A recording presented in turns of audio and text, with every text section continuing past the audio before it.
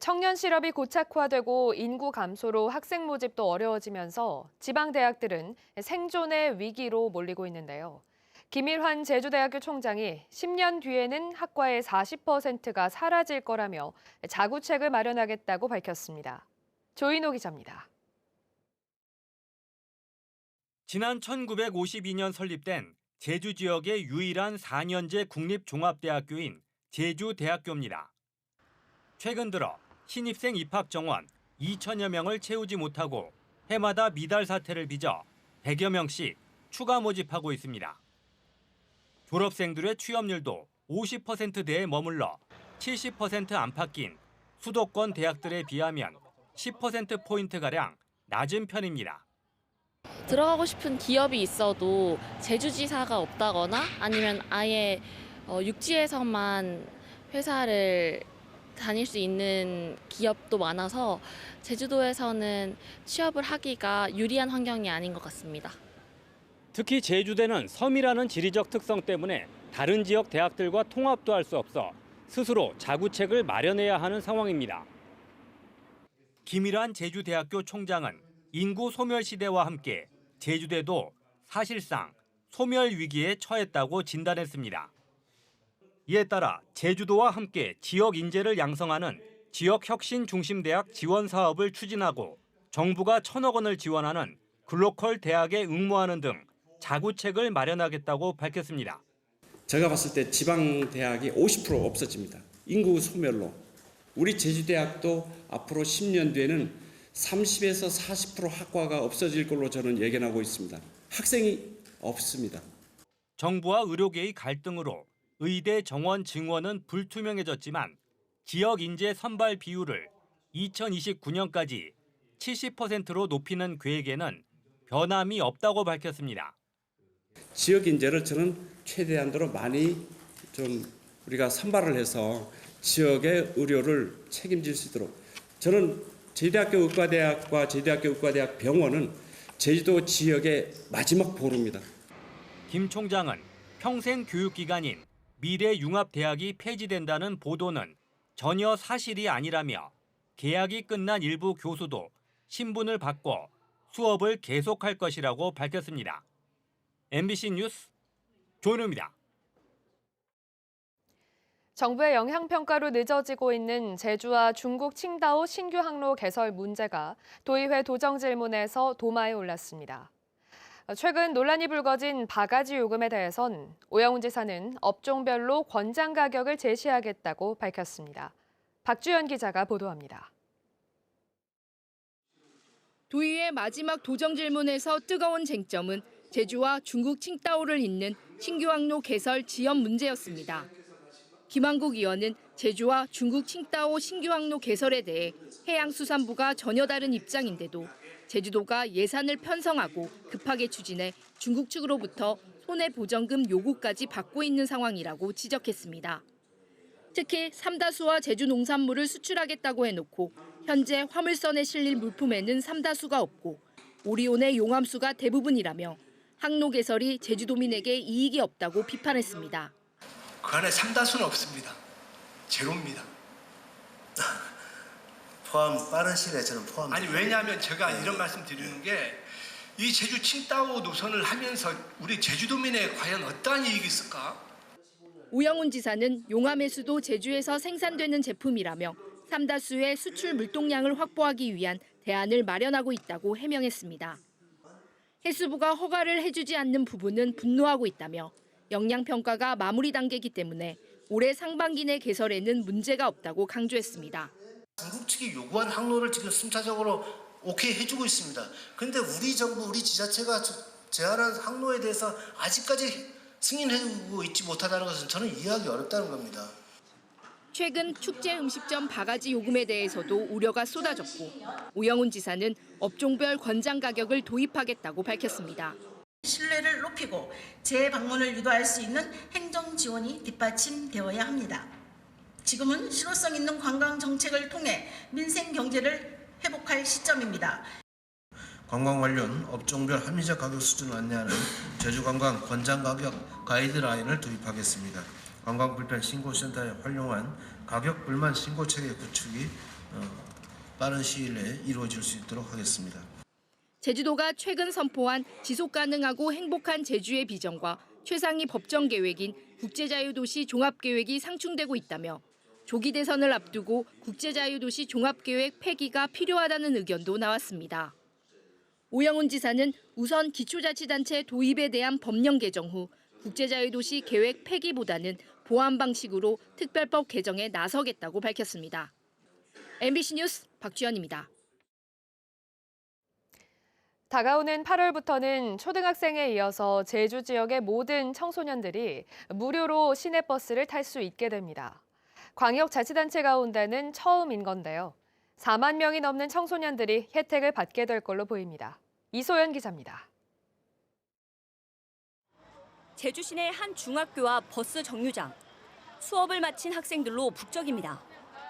초등학생들은 올해부터 무료로 버스를 이용하지만 청소년들은 850원의 요금을 내고 있습니다. 하지만 오는 8월부터는 돈 없이 버스를 탈 수 있게 됩니다. 일반 시내버스뿐만 아니라 공항 리무진 버스와 급행버스 등 210개 노선에서 횟수에 제한 없이 무료 탑승이 가능합니다. 청소년의 이동권 보장과 대중교통 이용률을 높이기 위해 광역자치단체 가운데 최초로 제주에서 청소년 대중교통 무료 이용 정책이 시행됩니다. 기존에는 학교에서 집이 1.5km 이상이어야 교육청으로부터 통학 비용을 지원받을 수 있었는데 이제는 거리와 상관없이 청소년 누구나 혜택을 받을 수 있습니다. 5번에서 6번 정도 많을 때 이용하는데 무료가 되니까 돈도 좀 절약하고 아낄 수 있어서 좀 좋은 것 같아요. 학부모들도 무료 정책을 반기면서도 버스 승차 개선을 요구했습니다. 등하원 시간에는 아이들이 이제 만차가 되기 때문에 차를 탈 수가 없잖아요. 그래서 버스가 많이 투입이 되고 그 버스 시간 조율을 좀 짧게 해서 간격을 짧게 해서 버스 요금 무료 청소년 대상자는 4만 2천여 명. 한 해 예산 97억 원이 필요합니다. 제주도는 도교육청이 학생들에게 지원했던 통학 교통비 예산 80억 원을 가져와 재원을 마련하고 나머지 승차 비용은 제주도가 부담하는 방안을 논의 중입니다. 또 관련 조례를 개정해 오는 7월까지 무료 이용에 필요한 청소년용 교통복지카드를 발급할 계획입니다. 탄소 중립에 기여할 뿐만 아니라 나아가서 청소년들이 경제적 부담 없이 교육과 문화 활동에 더욱 많이 참여할 수 있을 것으로 기대하고 있습니다. 올해 초 초등학생 버스 이용료 면제에 이어 청소년까지 추진되는 상황. 기존 국가유공자와 65세 이상 노인, 등록 장애인까지 합치면 도민의 36%인 23만 2천 명이 버스 요금 면제 혜택을 받게 됩니다. MBC 뉴스 이소연입니다.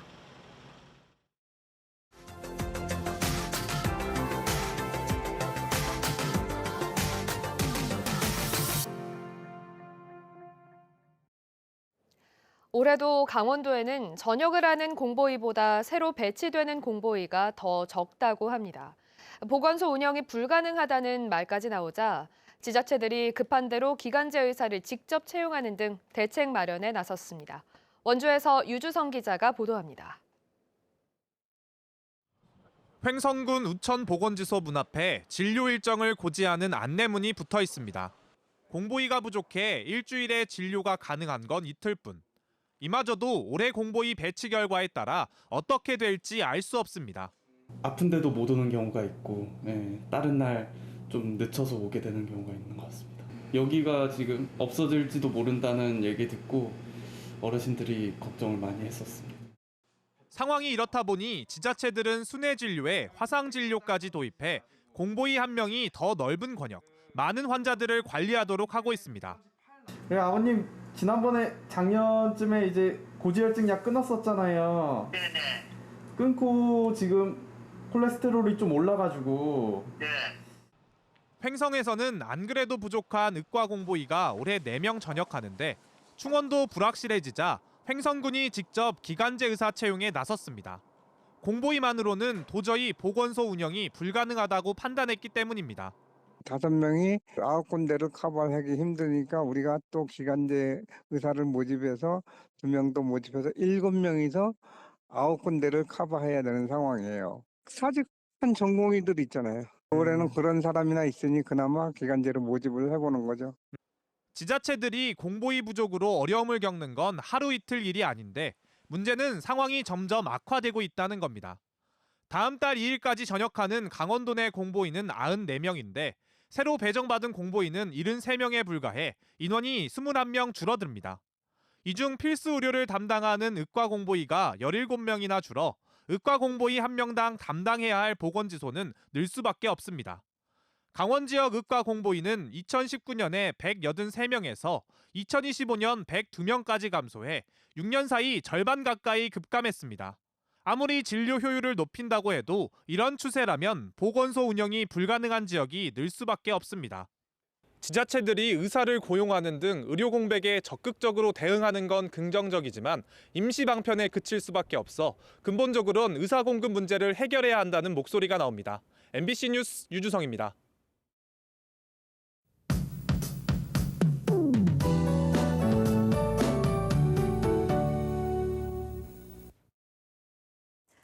목요일 아침 선선하게 시작하고 있습니다. 구름이 많이 껴서 하늘빛도 흐린데요. 기압골의 영향으로 오전까지 비가 가끔 오는 곳이 있겠습니다. 비구름대의 폭이 좁아서 비가 소강 상태를 보이는 곳이 있겠고 5mm 내외의 비가 오다가 그치겠습니다. 다가오는 주말에는 강한 저기압의 영향으로 비바람이 예상되는데요.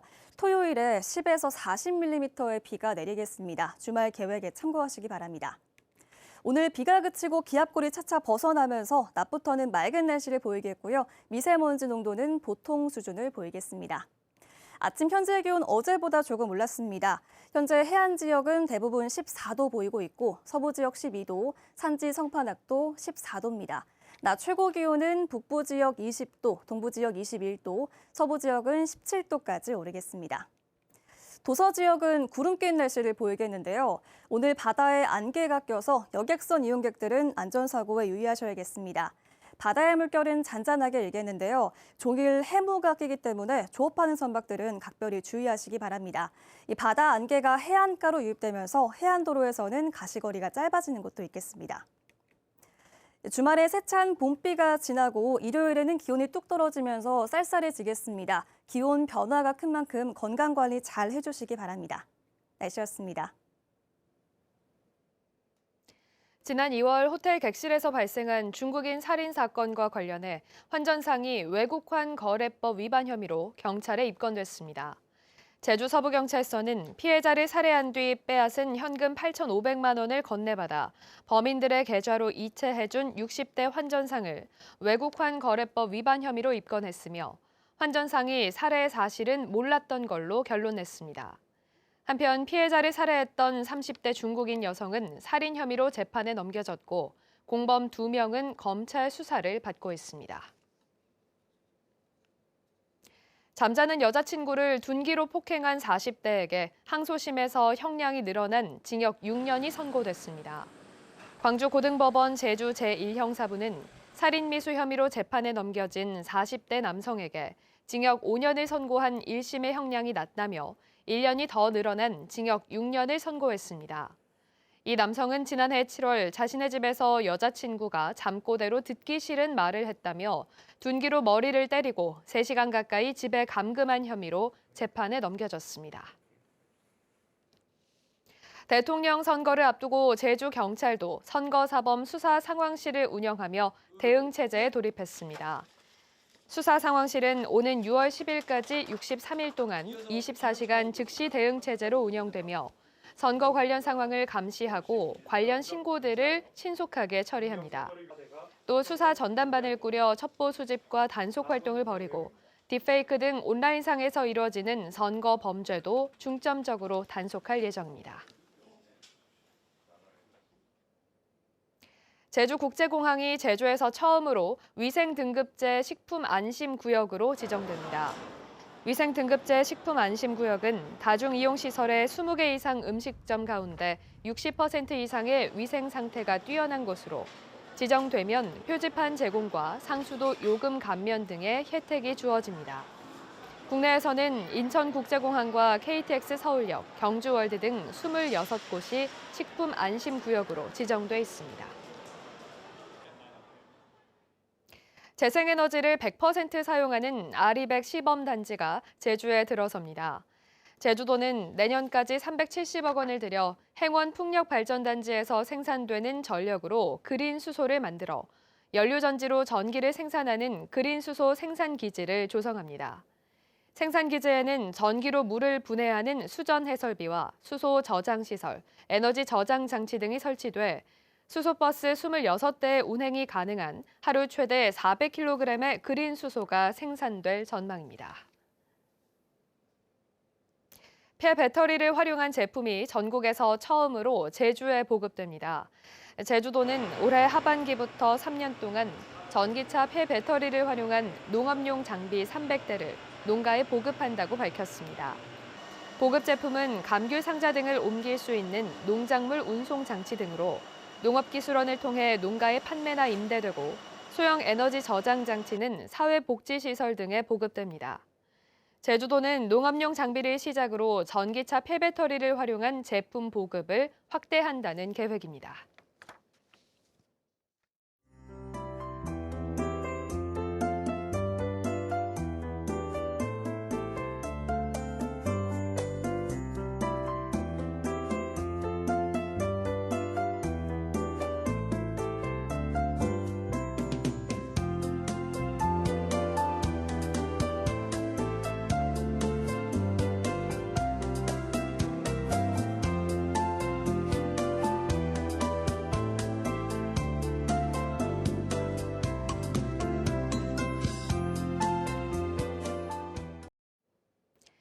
목요일 아침 뉴스투데이 제주를 마치겠습니다. 시청해주신 여러분 고맙습니다.